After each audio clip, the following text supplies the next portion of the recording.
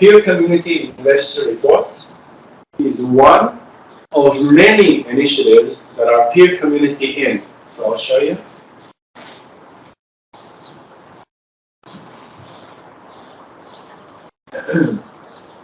So they have peer community in evolutionary biology, ecology, animal science, neurozoology. So you have all the fields. So whatever your field is, the one that they actually don't have is psychology. But hopefully this is some team, we're going to discuss this in SIPS next week in Padova. Perhaps they'll open this. But basically what peer community in, not peer community in registry, but peer community in, what they do is they conduct public peer review on preprints.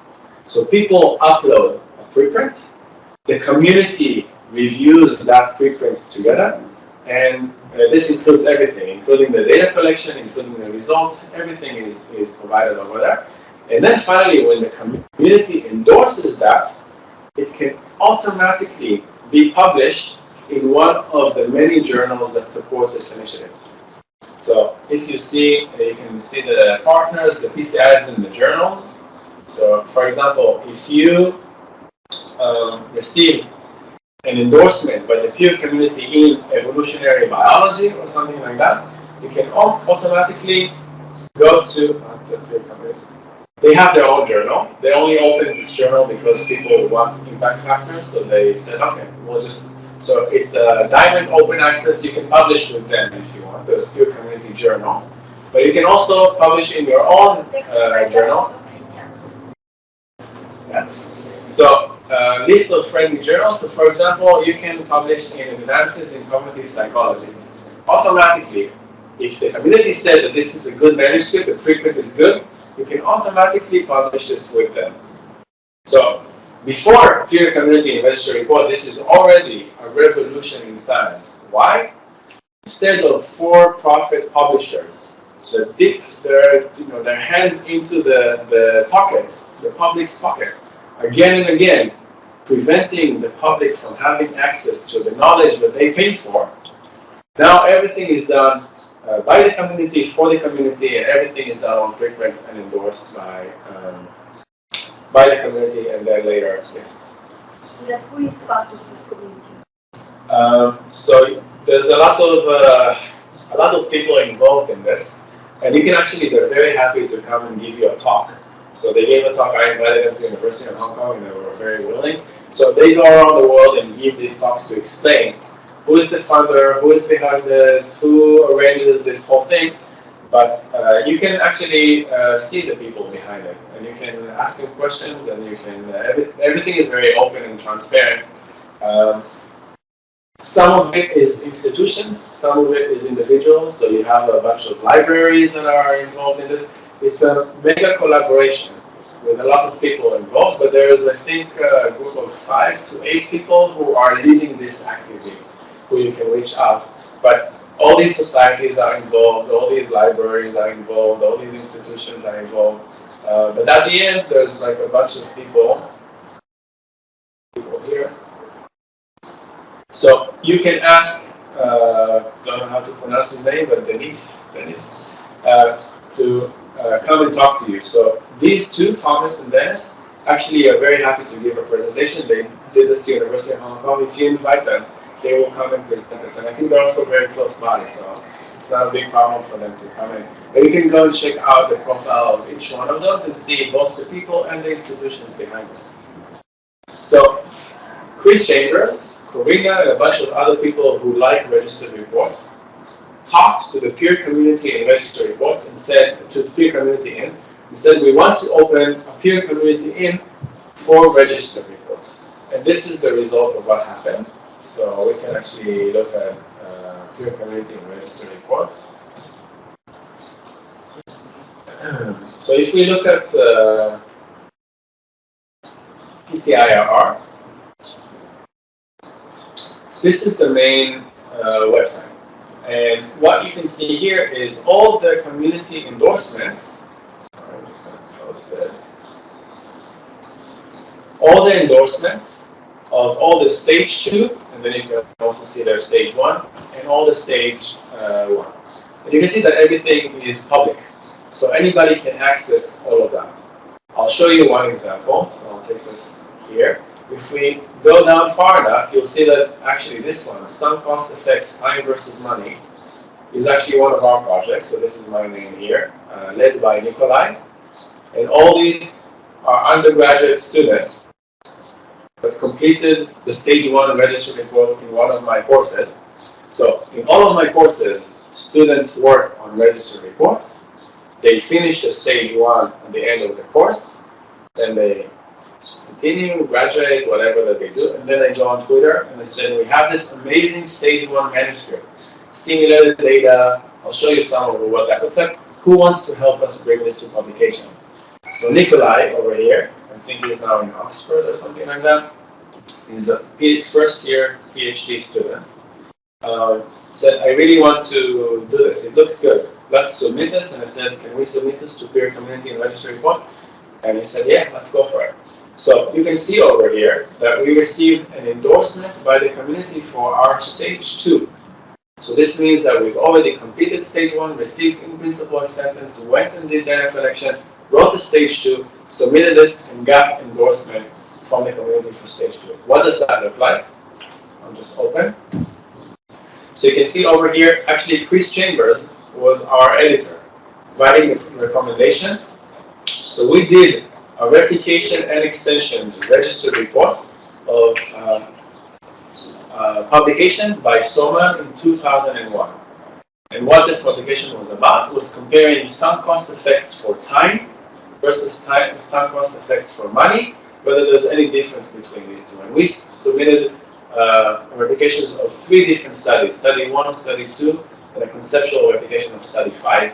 And we wanted to show whether we're able to see, 20 years later, the same kind of results. You can see over here, this is a stage 2 recommendation. Chris Chambers actually wrote all of this. So results provided mixed support for the original findings. So it's amazing because one study was a successful replication, one study was a failed replication, and another study was mixed findings. If we would submit this not as a register report, but to a journal, they would say, what is this? Come on. Rerun the failed study, or rerun the mixed finding, and then maybe we'll get an acceptance on that. With register report, you don't need to worry about that, but actually mixed findings is completely okay because it represents what it is that the reality is. Another interesting thing is that you can see everything is open peer review. So you can see everybody who the person is and what is it that they wrote. So for example, here's the decision from Chris Chambers. You can see the review by Christopher over here. And you can also see the review by Soman. Soman is the person who wrote the article in 2001. So for example, what did Soman say about our stage 2? And this is great because this is how we would ideally like to have the stage 2. So this is what he wrote. Stage 2 is ready for prime time. So the original author, whose work we replicated, even though there were mixed findings, is telling Chris Chambers, the recommender, publicly, I like this work. I think it's ready. And there's really nothing much to do beyond this because he already gave us all the comments that we needed in stage 1. So the only thing is left is just to see the results. Not only do you see there the decision by Chris Chambers and the reviews, but you also see how we replied. So this is publicly available. It's not just me having access to this. You can go and see this yourself. So if we open our submission, you can see that we had what Chris Chambers wrote and our reply. For every one of them, so for each one of the reviewers, we have very detailed. So when peer review is open, you can actually trace how a paper was published from beginning to end. There are no questions. Everybody can assess the quality. In addition, what I like about this is that it really forces also me to do a really good job because in every step of the way, you can see a comparison of what was submitted last time to what is submitted now. What was submitted in stage 1 and what is submitted in stage 2. So if we look at this, if I just open this comparison, you see the 2 manuscripts, one next to the other, and you can go previous change, next change. You can see all the changes that are done together with our reply next to each other, and everything is publicly available. Right?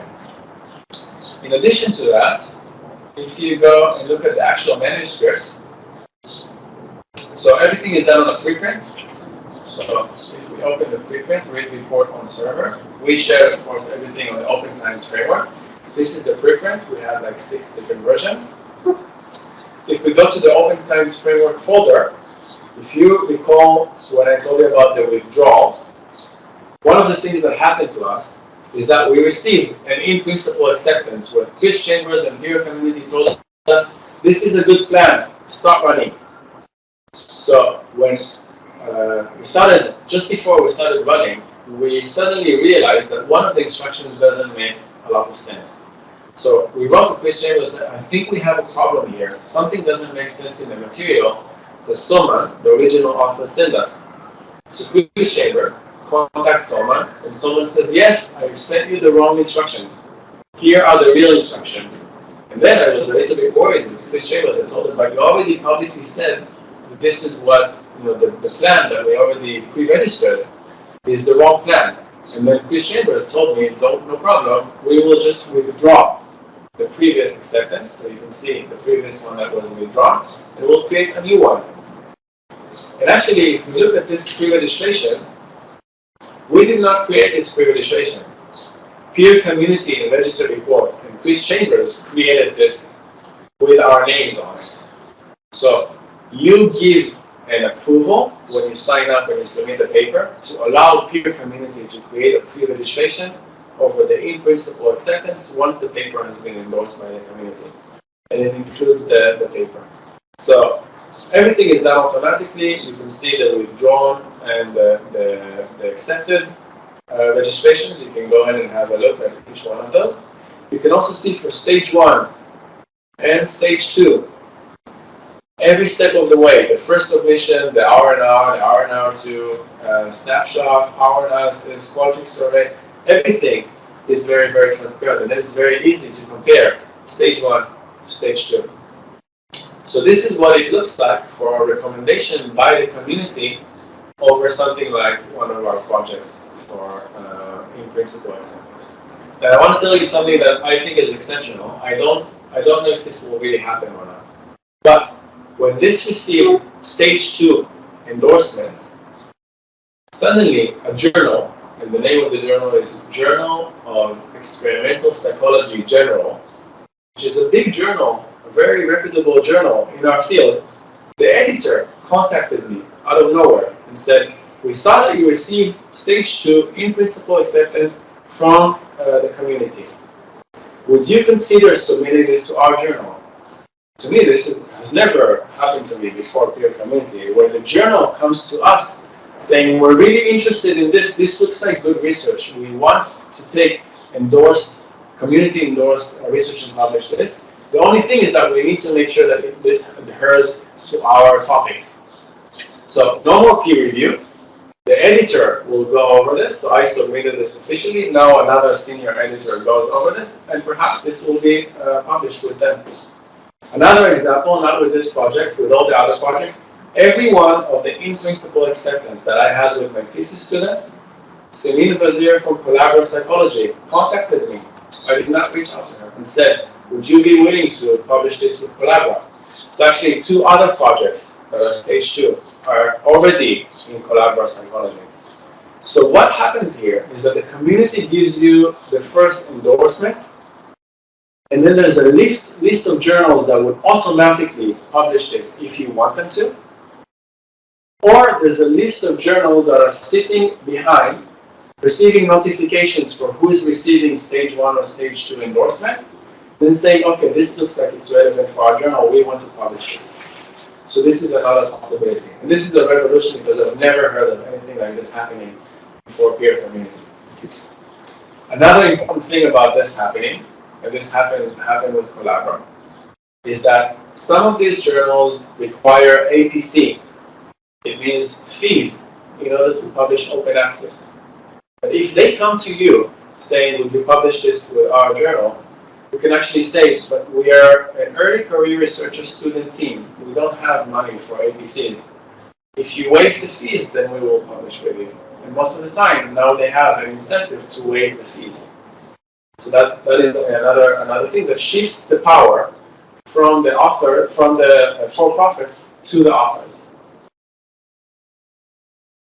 So this is what it looks like. Now I want to show you a little bit about the process and what it looks like. First I'll show you, if you're interested in this, which journals support this. So there's the friendly ones. The friendly ones are the ones that will automatically publish this. So if it's endorsed by the community, you can go with them, and with no additional peer review, it will be published with them. So you can see the list over here. You've got some well-known ones like Cortex, PeerJ. Of course, Peer Community Journal will publish everything from Peer Community. In psychology, you have Meta Psychology, Journal of Cognition. So many of those are diamond open access or very open science supportive journals. But they tend to be a little bit of the lower impact factor sort of thing. So I would ideally love to publish with Meta Psychology, but I know that many students that are working with me need to get into jobs, and they need to get a postdoc, and they need to get a tenure track. Therefore, Peer Community also has what's called interested journals. And over here, you can see some fairly big names. So for example, Nature Human Behavior is one of those. Journal of Experimental Psychology General, I just told you about. These are, if you care about these impact factors, and my students really do in order to get jobs, they will get notifications, and if this is interesting for them, they will reach out to you. At the beginning, I was very skeptical about this, but after receiving emails from Simit Vazir and Journal of Experimental Psychology General, I know that this is happening. In addition, you can reach out to them and say, okay, now we have endorsement to your friendly journal. Would you publish this with no additional peer review? So this is how it works with them. I'll go back. Oh, before I continue, any questions about this? What I just showed you? Okay, so there are quite a few amazing innovations about Peer Community that really tackle the most scary stuff about research with registered reports. The first one that I told you is the power for authors to decide which journal they go to. So you work with the community, but once the community gives you an acceptance, you decide which one of the journals you want to publish with. It's amazing. So you receive a lot more power. You can also negotiate with them. Okay, you're not giving me ABC waiver, okay, I'll go to the other one. But more important is this one. I really wanted to try and do all of the thesis students who are working with me, I wanted to do their thesis as a registered report. However, I was worried about the time. Even with my MPhil student, it took a year to do this. They don't have a year. They have something like 6 months. From the beginning of their thesis to the end of the thesis during their 4th year, they have 6 months, and then they have to graduate. Then they have to start an industry. Then they have to do all kinds of things.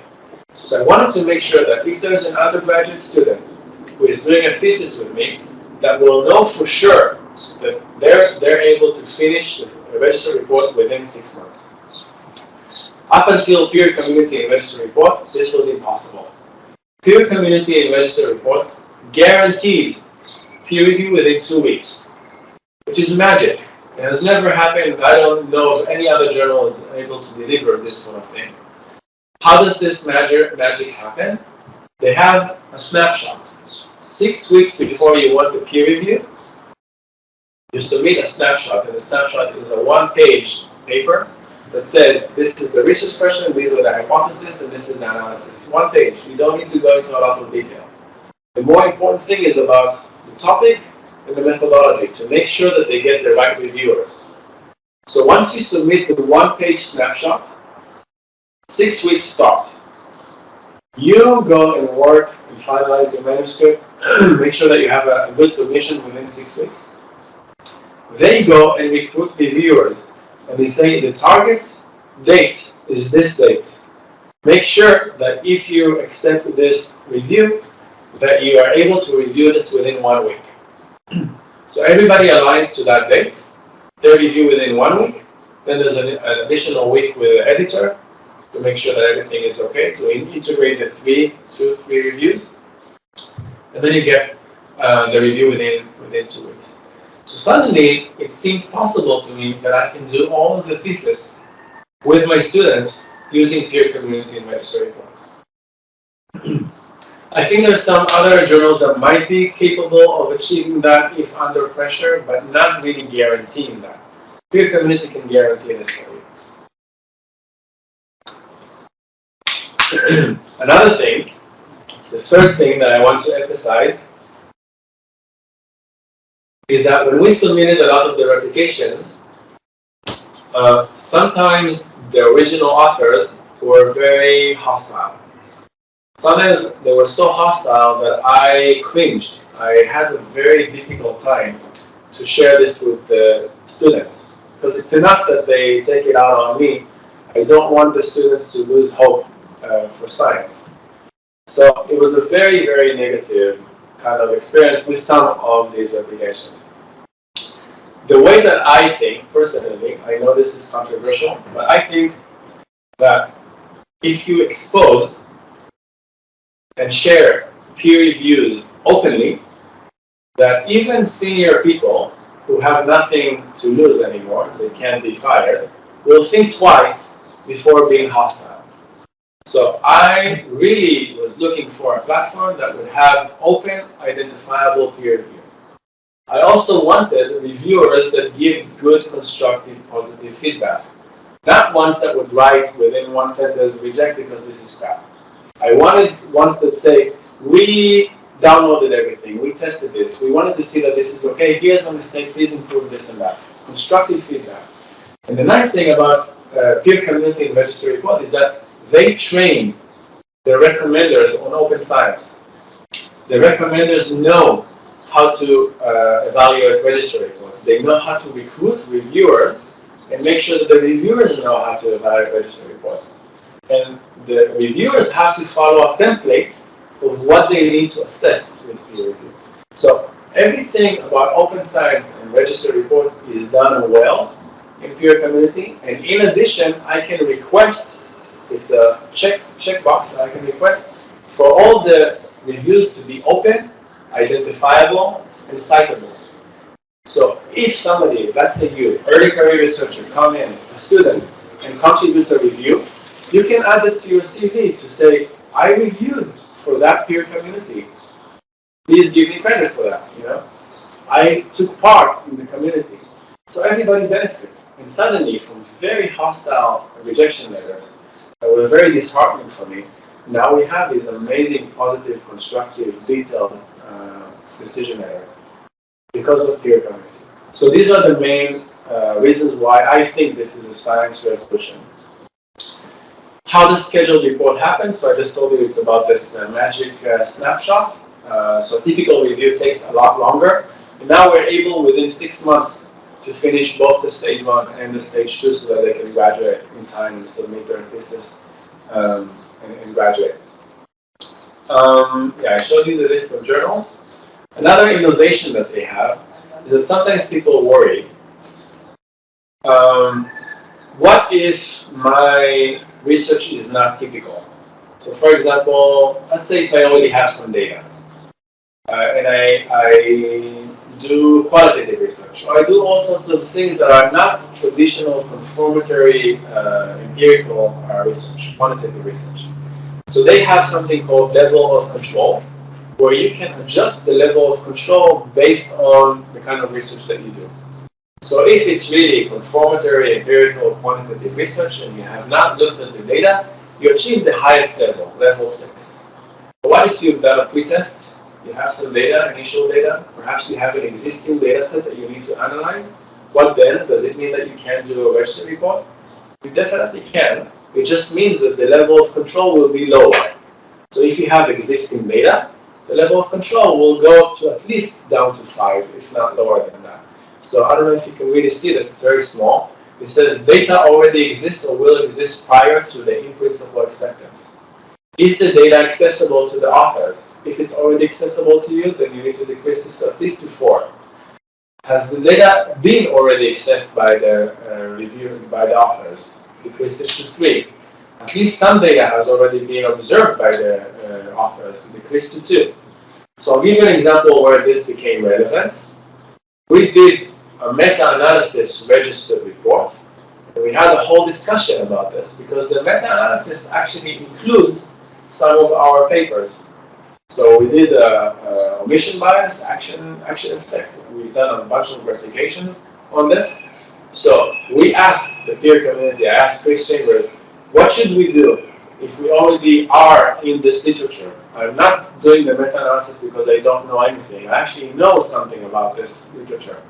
So Christian says, no problem, you can submit this to us, but you need to decrease the level of control to level 2, which is completely okay. So meta-analysis where you already know the literature and you have some understanding of what the findings might be, you just need to align the level of control. So you can see, if you have some data, you've accessed this already, all this is okay as long as you're transparent about this, and then we compensate for this with level of control. Another amazing thing about registered reports in general, but specifically for me with peer community, is that we were able to finish like 150 replications, but no funding. I have not been able to receive any funding from a research report. So I've applied for the University Grants Council in Hong Kong. Reject, no, it's not good enough. Replications, open science, we don't care about this. We need like a big impact ideas, revolutionary, novel things. But the people who really like this are the teaching folks. So the University of Hong Kong said, oh, you're publishing with undergraduate students? This is remarkable. How is this possible? We will be happy to fund you if you can show us, if you can reduce the risk and you can show us that this is going to be published. So now, we created what is called the Registered Report Challenge, which I encourage you also to do. So if one of my students shows an in-principle acceptance for the registered report, the university funds their data collection up to $1,000. So no longer does the student need to worry about, I don't have funding for my thesis, because now they know up to 30 students that if they have in-principle acceptance, then the university will fund them. On the university side, this is zero risk, because they want students to publish. They want University of Hong Kong to appear on a publication. So now we can do this with peer community. How many have we done? I'm going to show you a few examples, but published 3 of those. The one that I just showed you is this one. Then all of these in-principle acceptance, now they're in second stage. So we've done 13 of those, and then ongoing there's like another 10 of those. So by now we've done a bunch of these things, so we have a lot of experience from that. Here's one of the early researchers. So this is this one, the second publication. Who's now going to, it's going to be published, I think, in the next 2 weeks in Collaborative Psychology. So I asked him to summarize his experience. He says, yeah, I learned a lot, very pro-open science. You get a lot of support and feedback. As a PhD student, it's a very lonely journey, so you feel like you're alone. But if you're part of the community and everything is identified, then everything is great. I'll just give you an example. Like last week, we received Revise and Resubmit with a comment that I did not really understand very well. So because it was identified, I was able to just like reach out to the reviewer and say, you wrote this, can you please clarify? And then they clarified, and then immediately I proceeded to fix this. Rather than me submitting to the journal, and then the journal reaching out to them, and then there's like all these complications, everything is just like, feels more like a community. And you really feel like you're not alone. Okay, so I think I can show you some examples. So first I will tell you, how do we achieve stage 1 manuscripts that are high quality? Undergraduates that come to my courses actually have very little experience. Sometimes they're second year, maybe they ran an ANOVA or a t-test in their first year, but many of them have no understanding of statistics or methodology. And then within 1 semester, they're able to complete a stage 1 manuscript. And it took us a while to be able to do this well. So I want to show you what this is based on. So if you go to my website, so it's mgto.org, all of the resources and everything that I'm going to show you is actually up on the website. There's a section called Resources and Examples. So if we go to the Resources and Examples, you'll see that we have a lot of collaborative guides and templates. Actually, all these guides and templates are open for you to contribute.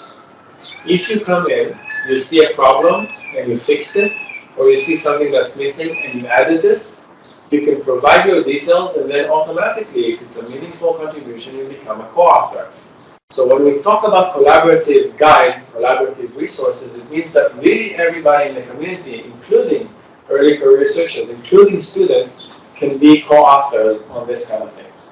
So you have a bunch of resources here. For example, even now, after all the years, I've been more than a decade in academia since I started my PhD, I still struggle with effect sizes and confidence intervals. What do they mean? How to calculate them in R? How to do the confidence intervals? All these kinds of things. So we have a guide, effect size and confidence intervals. I'm just going to open this in order to show this to you.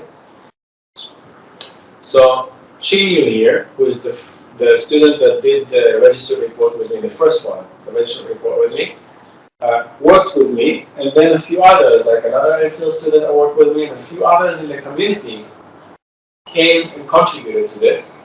And actually there's a place here where if you contributed, you can already see that Dennis here added a few things, and then he added these details, and then the next preprint is going to be a co-author. So you can see it's a collaborative guide to how to do effect sizes. So if we go, for example, I want to understand what effect sizes are. So there's a whole explanation of what these are. The benchmark, I want to understand what is the Cohen's d of 0.3.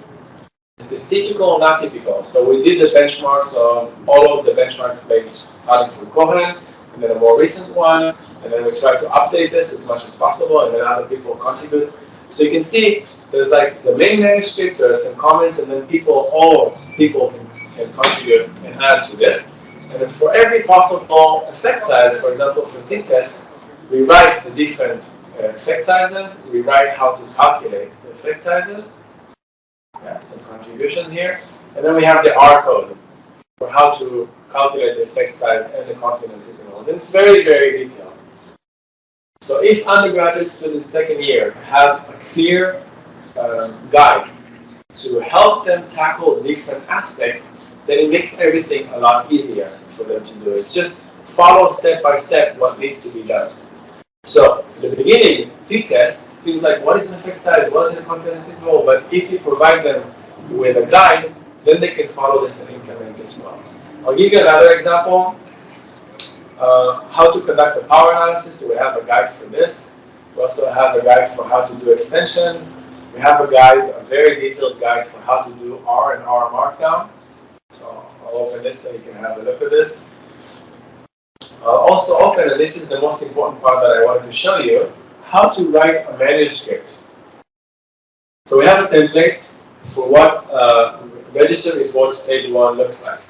This is specifically aimed for replications, but you can use this for whatever it is that you feel like you want to do. So it doesn't have to be a replication, but it looks like it's aimed for replication. And actually, it looks like a manuscript. So when the students come here, they see in highlight in yellow everything that they need to add or change. And then it adds all kinds of different notes that they need to pay attention to. So it has the title page, it has all of the things that they need to add at the beginning, it has contributorship about who did what when, who did the pre-registration, who did the funding acquisition. This is the snapshot for the peer community and registered report. This is what it looks like. It's like a one-page thing that has research questions, hypothesis, study design, key analysis, conclusions, and references. I'll show you an example of a completed one. Then there's something called a study design template that has the question, hypothesis, sampling plan, analysis plan, interpretation. And then it just looks like a regular manuscript. So you have the abstract. So they just, whatever the target for replication is, they just take and they plug in the different details that are needed. So for example, what is the phenomenon? Sunk cost. What is the phenomenon? Sunk cost is escalated commitment to resources invested. In this register report with what sample? American, online, Amazon, Mechanical Turk, and so forth and so forth. And then in stage 1, you can see this doesn't need to be touched because the following findings are concluded from simulated random noise and will be updated after data collection. So some sections they need to change for stage 1, some sections they don't need to change for stage 1. You can also see here, just before the introduction, important. This section is written in past tense to simulate what the manuscript will look like after data collection yet. No pre-registration or data collection took place yet. So we're just trying to show what the manuscript will look like after we get the data. So we have a background, this is what we've done, this is what is in the literature, this is what we've conducted, the phenomenon name, the choice of study for replication, what are the findings from the original, so a summary of the effect sizes, what are the extensions, some exploratory directions, overview of the replication and extension, and then some open science disclosures about we provided all the materials, the data, and the code, and it was received. And then finally with the methods, how to do a power analysis, what should they do with a power analysis, how to report the participants. So everything is just provided as is out of the box, so the undergraduate students don't need to guess anything. They just need to follow step by step. And we learn from each one of our submissions. So for example, the first stages, the reviewer said, but you need to tell us how much money you're going to pay participants. So we added this. The assignment pay is based on a federal wage in the US of 7.225, etc. Some people said you need to compare the replication to the original target. So now we added a table. So you can learn from our experience because every one of the tables in this template is something that we got from peer review in order to improve some of our submissions in the future. Then we write all the manipulations, we write all the measures, we write the data analysis strategy, and then we have a results section that, as you can see here, is methods and results were written in a randomized control data set produced by projects to simulate. Then we just add what the results are, just like I showed you with our pre-registration. And finally, in the discussion, if you want, we provide some recommendations on things that you can discuss. So for example, what are the implications for generalizing from this, or about theory, or about population. So you can take from our template and build this for your own manuscript. So this is how students come into doing this kind of project. So everything is done on this manuscript. If we had more time, for example, next week in Padova and then later in Oslo, we have like 2 days. So typically what we do is like where I give like 1 or 2 days, 1 or 2 hours of background, and then we sit together for a couple of hours and we write together a Google Doc, like a hackathon. We sit together in a circle, we have a replication target, and then we write the plan. And then, depending on what kind of things they want, if they want a registry report, we can submit this kind of thing together. If they want to just learn about replications, we actually pre-register this and complete the data collection overnight, and then we have the second day where we analyze the data and write the submission. So I've done this before in places like Sweden, and then some of our publications are based on these workshops. So this is something that we can do together in the future if you want. In addition to this, you can see we have like templates for meta-analysis and like whatever you feel like. I think we have some kind of template for it. I'll show you one of the examples. So let's take, for example, I think we can take Nikolai's because we already discussed that one. So we'll come back to Nikolai's sunk cost effect. I'm going to show you what the manuscript actually looks like. I'll first show you what the stage 1 manuscript looks like, and then I'll show you what the stage 1 manuscript compared to the stage 2 submission looks like. So if we look at the final one, so this is the last one that was accepted by the community. It's this one.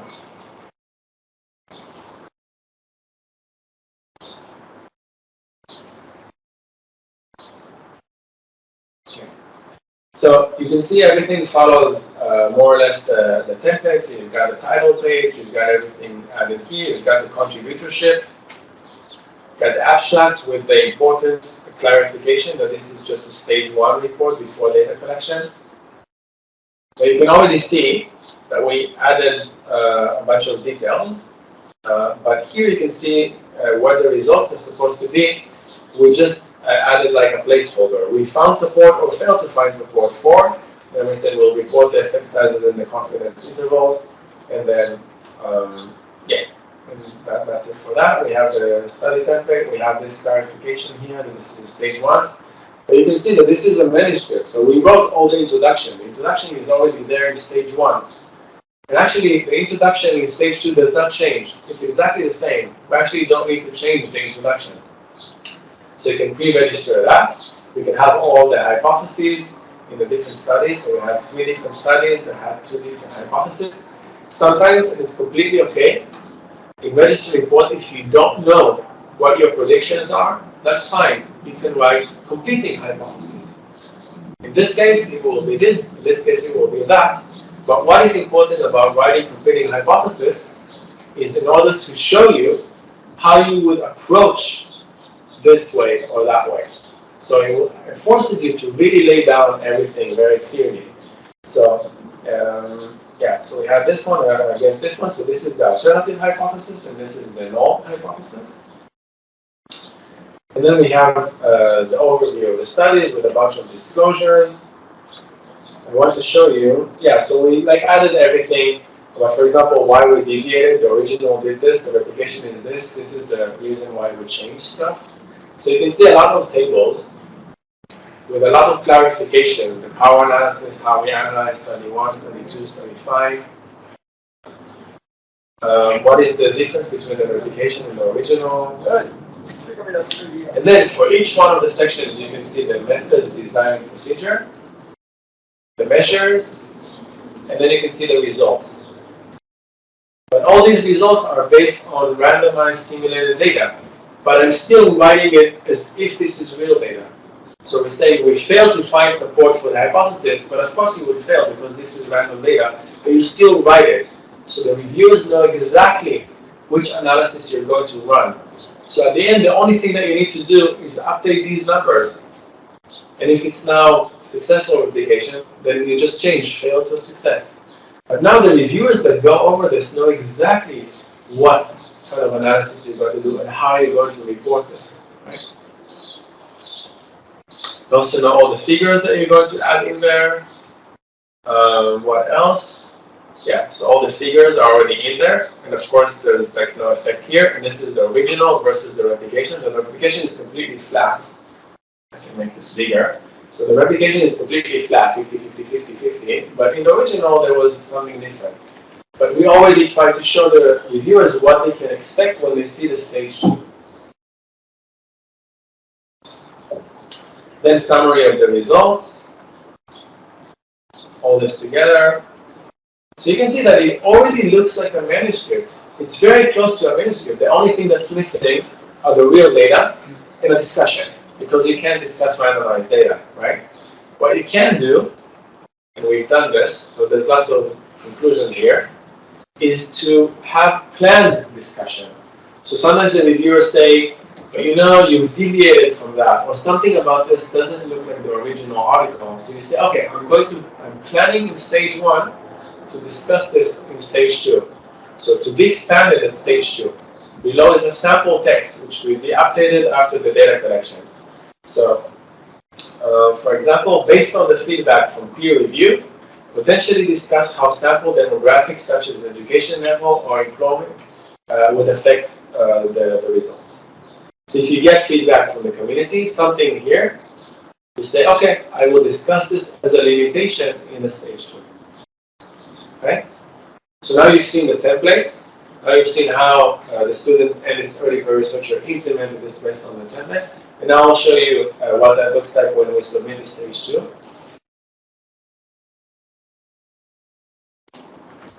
So when we submit to stage 2, of course, has all the data available, all the materials, both the raw data sets and the data analysis. And the data analysis is with already R markdown. So the only thing that we needed to do is just knit this again, and then automatically everything comes out. In the stage 2 submission,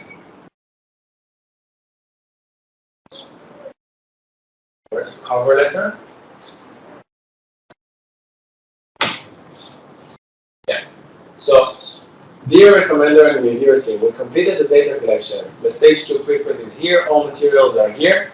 We included the track changes manuscript comparing the stage 1 to what we've done in stage 2. So you can actually open this on this website, Draftable, and see everything that has changed between the two versions, in stage 1 and in stage 2.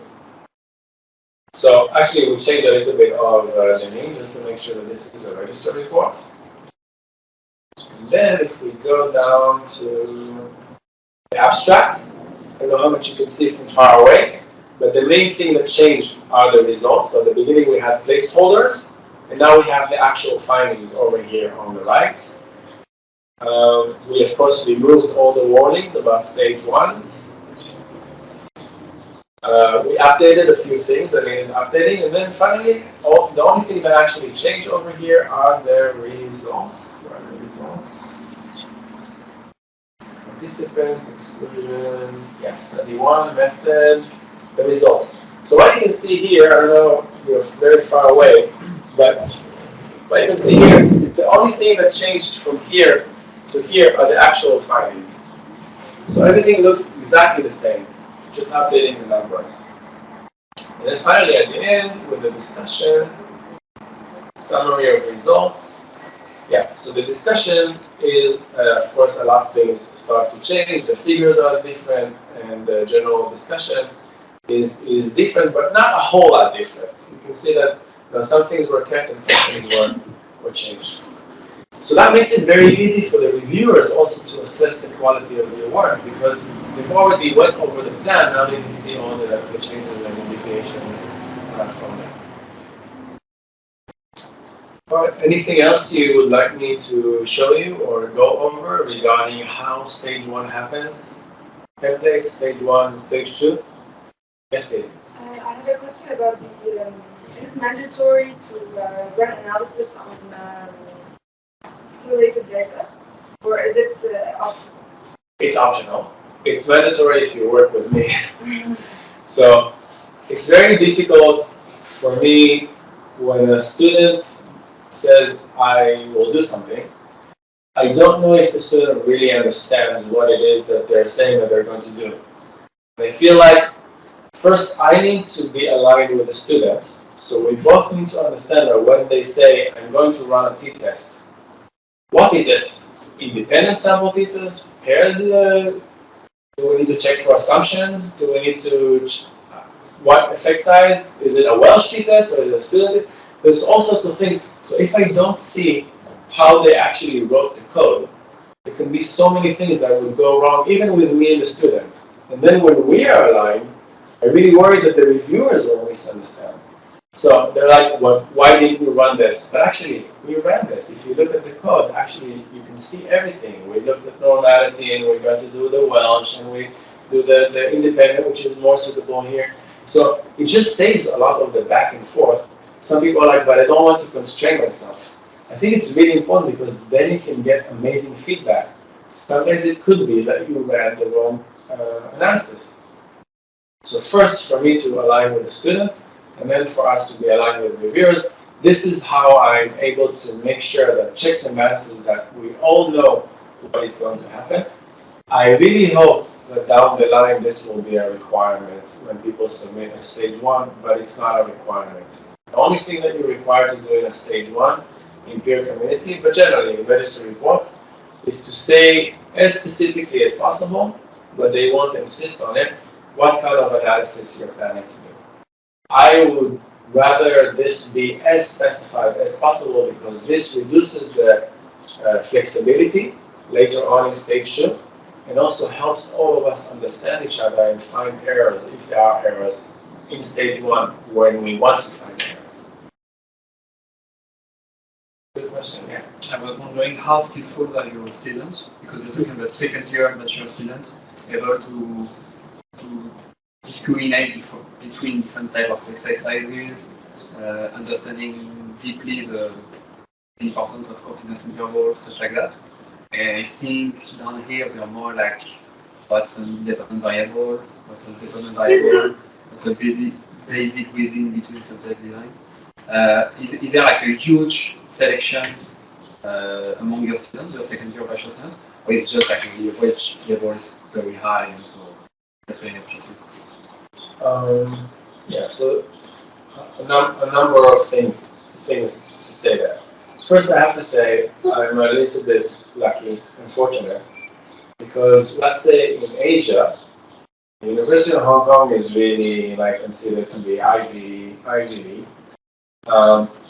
and they're very, very selective. So we get like the best of the best, but not always. So I'll give you an example.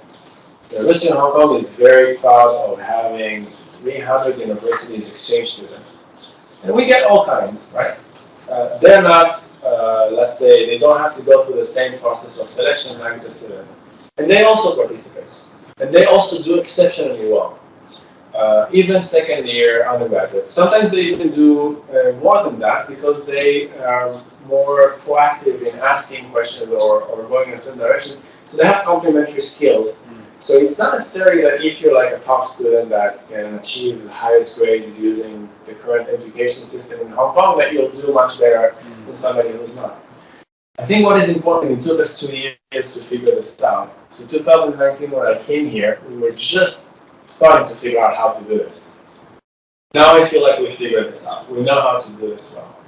And it just relies on current structure that would allow very carefully each week to give them a certain skill that they need. In addition, not that everything relies on us, but it's more like a problem-based learning approach where we show them a problem, we set them on a path, we provide them with all the resources needed. So we have tutorials. Now you can actually see, I'm going to show you. Okay, let's start with the tutorials, for example. So starting from how to use Slack, and then how to do effect size and confidence intervals. Actually, Chinyu did this. So it really takes them step by step with examples. How to do a power analysis, how to do a research design, how to use Qualtrics, how to design a replication extension, how to write manuscripts, how to search the literature. Was that for second year students, right? Yeah, from second year. And in addition, in the classes, as part of the teaching, so the second year is fundamentals of social psychology. I use some of the examples from the literature in order to discuss with them certain designs. So the very basic is within design and between design. And just like we did here, we run everything on ourselves. So everything is very hands-on, very engaging. They learn by doing this. So almost with everything in my classes, we run experiments as games in the classroom. So instead of telling them, this is what you need to know, this is what we said in the textbook, what usually happens is that I ask them to take part in an experiment, usually on Mentimeter. Before we see the results, I ask them to make predictions. So what do you think will happen? After we look at everything that Mentimeter, before I show them, please write down your prediction. So they write down the prediction. Then I show them the results, and then we say, okay, your predictions versus the results. Anything happen? And then, many times, I tell them, okay, now it's your turn. You make another prediction. You change the design. Sometimes it's, let's change it within design or between design. Sometimes it's like, let's add another factor. So we try this again and again, increasing complexity over time. This is also something that they do in the tutorial. So we mixed the methodology training with the training of what's happening in the literature, so that even when they see an effect in the literature, that they know how to ask the question of, was this a between design or within design? Was this a strong effect or a weak effect? How is this effect compared to other effects? How to look for information when we look at manuscript. So you can see all sorts of things about from registered reports to research assessments, and then I combine this with different topics. So for example, if we talk about morality, then we will talk about case studies within the morality literature, and then analyze some of the case studies. So for example, in research assessments, we actually go through, I can show you, registered reports and RRR. So everything that we went through, I also go with students, but we also do example.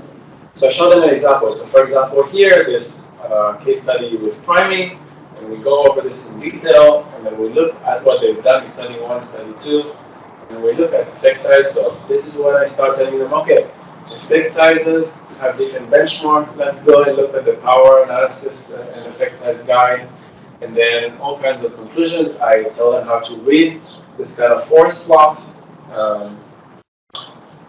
What is a replication? So we discuss real case studies, and then we connect this back to the methodology. And the tutorial sections, together with Slack, allow us to respond very, very quickly. One of the reasons why our resources, the resources I showed you, one of the reasons why these resources are so big is because every time they ask me a question, I direct them to something that is already in the Google Doc. But if it's not there, instead of just responding to them, I add this to the guide and then I link to it. Sometimes I tell them, and they do this, or I tell the teaching assistants. They ask me a question, and I tell them, good question. I don't know the answer to this. Try and write the best that you can in the Google Doc. I will go over this and confirm whether I think this is real or not. Sometimes they write something and I go to Twitter and I say, I don't know the answer to this. This is what my students suggested. What do you think about this? And then we make sure that what is in the Google Doc is the best. So Slack interactions, referring to guides, building the guides, integrating this within the curriculum, and then making sure to mix the methodology with the teaching of the topic of social psychology or judgment decision making. And just to verify, are you aware of any method paper that used registered reports of that type? Because when you do simulation, you can also pre-register your parameters. Yes. If you're going to fix them, what type of value you do that? Yeah. Are you aware of any? I've seen this before. Off the top of my head, I don't remember what it was about. But I've seen those. There's more and more of that coming out. So simulation, secondary data sets, qualitative data.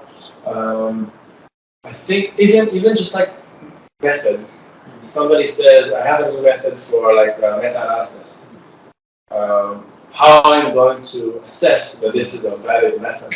This is also increasingly I see more registered reports coming out on that.